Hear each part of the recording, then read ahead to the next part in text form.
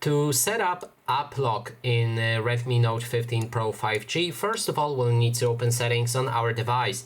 Next step is to scroll down. From here, you'll need to find the apps section. Select it and then navigate into the app lock. You can turn it on. Then you will need to create the app lock password. You can create it like that. And then click on the next.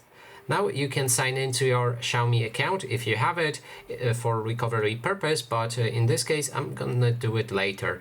So let's just wait 4 seconds and then click on not now.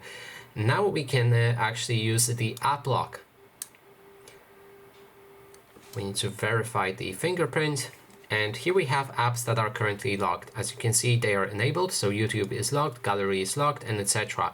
You can add additional apps right here by clicking on the switch for the disabled apps, and you can unlock apps by just selecting them right here.